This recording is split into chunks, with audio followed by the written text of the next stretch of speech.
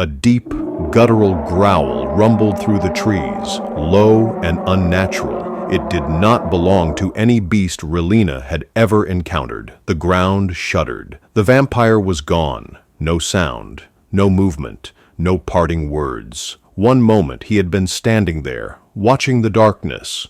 Then he was simply not there anymore. Relina barely had time to process his disappearance before a wave of dread crawled over her skin, primal and suffocating. Something else had arrived.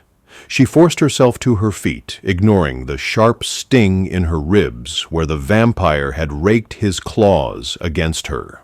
Blood dripped from her torn leathers, warm against the cold air. She reached for her sword, fingers wrapping around the hilt.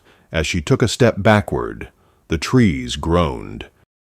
Then, just beyond the tree line, something moved. A hulking shape, massive, emerged from the darkness. Its form was grotesque, vaguely humanoid, but twisted beyond recognition. Muscles bulged beneath ragged, leathery skin, stretched unnaturally over an elongated torso. Its arms were too long, ending in clawed hands that dragged through the dirt. Its face was a nightmare. Where eyes should have been, there were only deep, empty sockets. The skin was torn and stitched in crude patches, the mouth stretching far too wide, revealing jagged, uneven fangs, coated in old blood. The thing breathed, each exhale rattling through its throat like the death rattle of something that should not still be moving. Relina's grip on her sword tightened. The beast sniffed the air, its blind gaze shifting toward her. It knew she was there. She slowly adjusted her stance, keeping her footing light. Her mind raced, assessing everything at once. The monster's size, its reach, the sluggish way it moved its limbs. It was strong, that much was obvious, but strong didn't mean fast. She had to be faster. The thing lunged. Relina reacted. She dove to the side as claws ripped through the space she had just occupied, tearing deep into the bark of a nearby tree. The force sent splinters flying in all directions. Rolling to her feet, she slashed her sword across the creature's exposed side. The blade bit deep. Dark, viscous blood spilled, but the thing barely reacted. Instead, it twisted with inhuman speed, swinging one massive arm. Relina barely ducked in time. The wind of the blow brushed her scalp, and she felt the raw strength behind it. If it had connected, it would have shattered bone. She couldn't fight it head-on. She needed an opening. The monster roared, staggering toward her again. This time, its mouth split wider, an unnatural tearing sound accompanying the motion as its jaw unhinged. Too wide, rows of needle-like teeth gnashed in hunger. Relina's pulse hammered, but she didn't retreat. Instead, she waited. The thing took another step.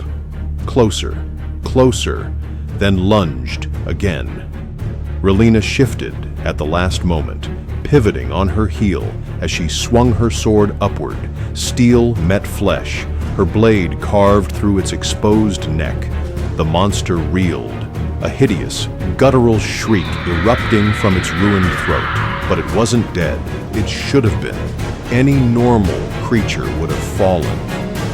Yet the beast stood, gurgling as it turned its gaping maw toward her once more, jagged teeth snapping hungrily. Relina cursed under her breath.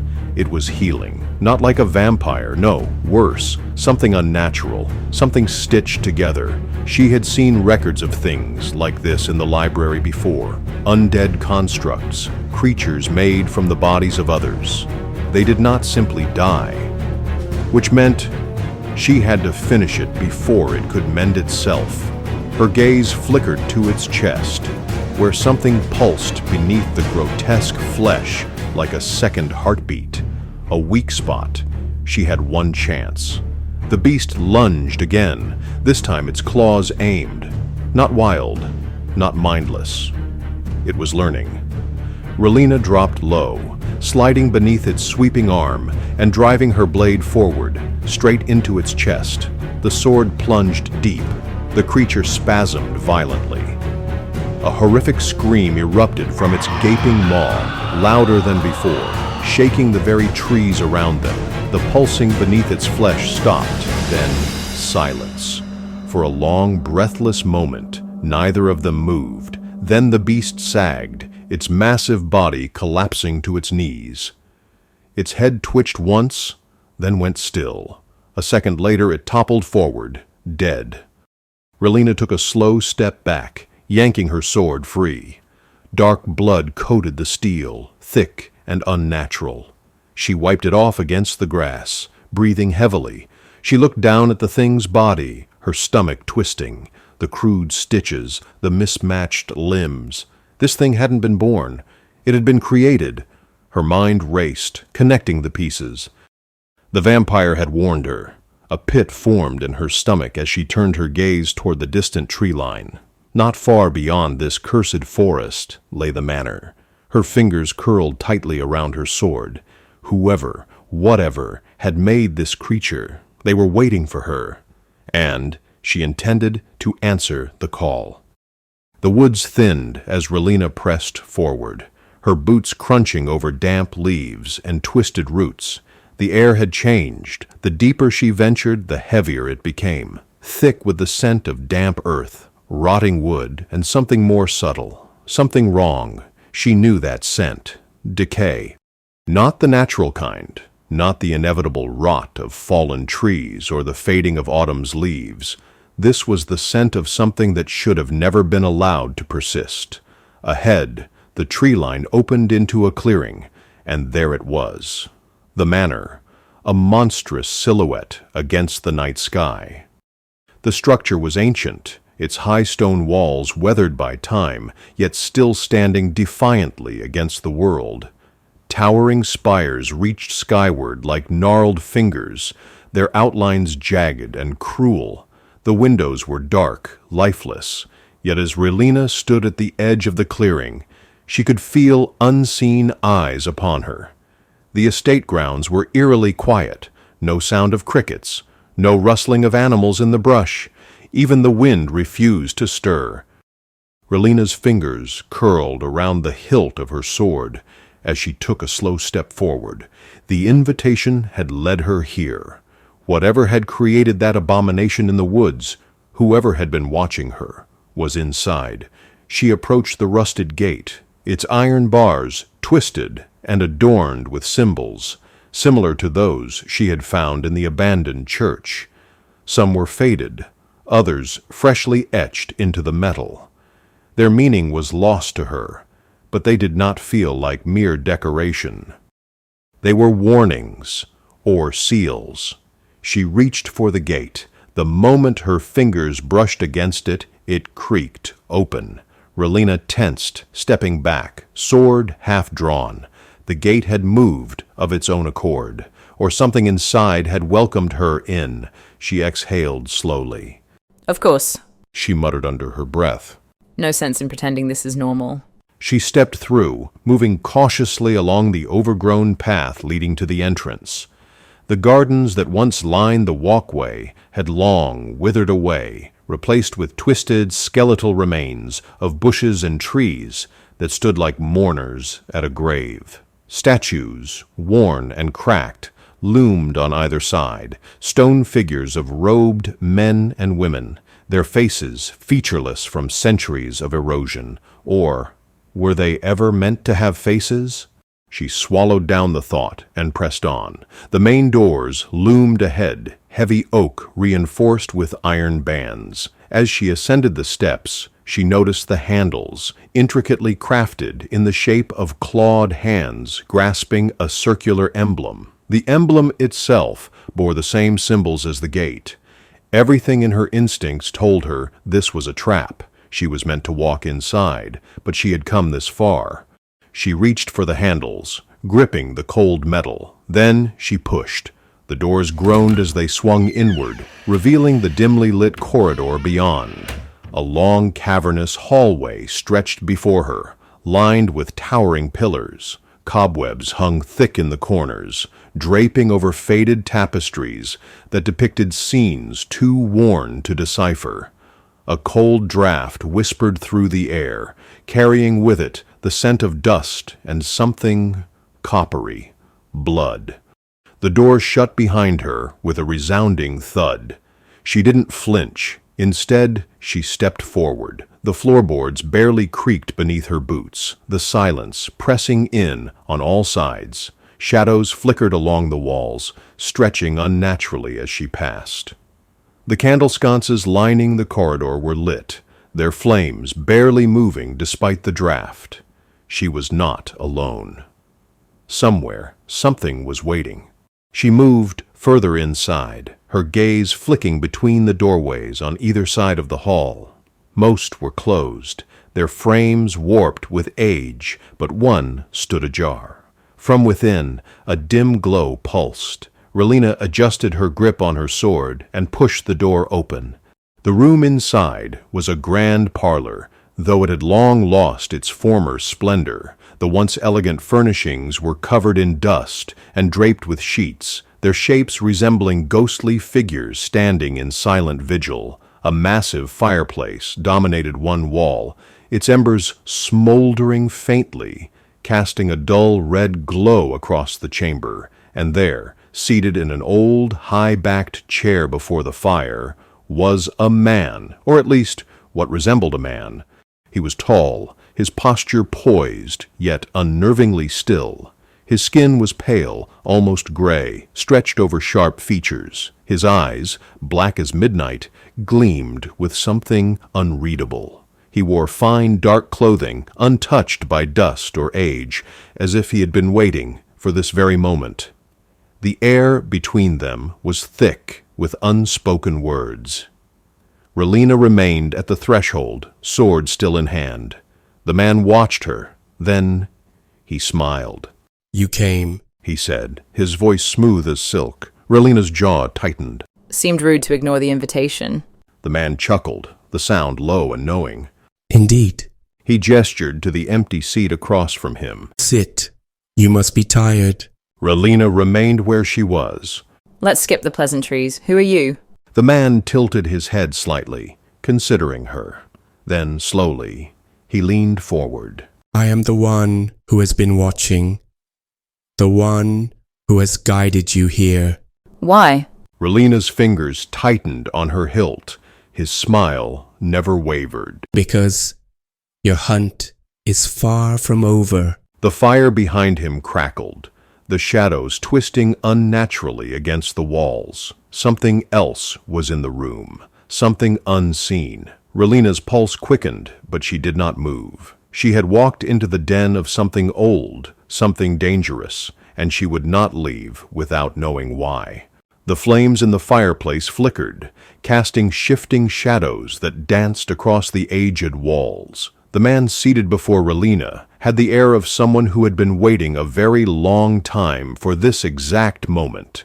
His hands, long and elegant, rested on the arms of his chair, his expression one of quiet amusement. Relina remained near the doorway, her grip firm on her sword. She wasn't foolish enough to let her guard down. You haven't answered my question. Who are you? The man's smile was slight, barely there, but unmistakably smug. "A name is such a small thing, don't you think? And yet, so many put great value in them." I put value in truth. Relina narrowed her eyes. The man exhaled a quiet chuckle, watching her with an unwavering gaze. "Very well. You may call me Lord Weimar." The name meant nothing to her. A lord of what exactly? She pressed. Weimar shifted slightly, his fingers tapping once against the wood of the chair. "Of this place, once, before time carried away the memory of it. Now, I am but a host, welcoming a guest who has travelled so far." I wasn't invited. You lured me here. Weimar inclined his head, acknowledging the accusation. "Perhaps, but I did not force you to come. You followed the path. You sought the answers. I merely ensured you found them." Relina took a slow step forward. You talk in circles. I don't have time for riddles. What do you want? Always so eager for the final page of the story. Weimar sighed as if disappointed. He gestured toward the empty seat across from him. Please sit. You may find I have more to offer than you assume. Relina didn't move. You expect me to sit and have tea with a creature like you? She asked dryly. Weimar chuckled. Oh no, I would never insult you with tea, but perhaps a conversation? Speak then. Weimar studied her for a moment, before leaning forward slightly. His voice, though quiet, carried through the vast room with unsettling clarity. You are relentless, driven, unyielding, and yet, for all your skill, for all your knowledge, you are still walking in the dark. Relina kept her expression unreadable, but his words settled like a weight in her chest. You know nothing about me. Ah, but I do. I know of Ketteridge. I know of the night that shaped you. I know the names of the dead that whisper in your dreams. A muscle in Relina's jaw twitched, but she said nothing. Weimar's smirk widened, sensing the hit. I know that you are not hunting merely for justice. You hunt because of loss. You hunt because you do not know what else to be. Relina took another step forward, her boots clicking softly against the stone floor. You're trying to get inside my head. It won't work. Weimar chuckled again, the sound deep and amused. If I wanted to be inside your head, dear hunter, you would already be lost. Silence settled between them. Then, after a beat, Weimar leaned back. But I digress. You came seeking the source of this darkness, and I have no intention of keeping the truth from you. Relina watched him carefully. Then speak plainly. Weimar exhaled slowly, as if considering where to begin. There is something older than me in these woods, something that even I do not command. That is the source of the corruption you seek. Older than you? What is it? Weimar's eyes gleamed in the dim firelight. An invitation? He said softly. Relina felt her stomach tighten. She had seen the symbols. They were all over the gate, the doors, the church. You mean the markings? The markings are not warnings, as you may have assumed. They are summons. Summons for what? Weimar's smirk returned, but this time there was something sharper beneath it. I wonder how much your little companion has already figured out. Relina's blood ran cold. Companion? I work alone. She lied smoothly. Her heart hammered against her ribs, but her expression didn't falter. Oh, do you? Then why, I wonder, does the little halfling in my cellar keep crying out your name? Weimar's smirk widened. The room seemed to shrink. Relina's breath stilled, a heartbeat of silence. Then she moved. Her blade sang from its sheath as she lunged forward, the tip angled straight for Weimar's throat. But in the blink of an eye, he was gone. The chair where he sat was empty, the firelight casting shadows across the vacant seat. His laughter echoed through the room, whispering from every corner. Relina whipped around, eyes scanning the darkness. Then, from somewhere deep within the manor, a muffled scream, high-pitched, panicked. Quimby. Relina bolted toward the sound, her pulse roaring in her ears. She had thought she was prepared. She had thought she was alone in this fight.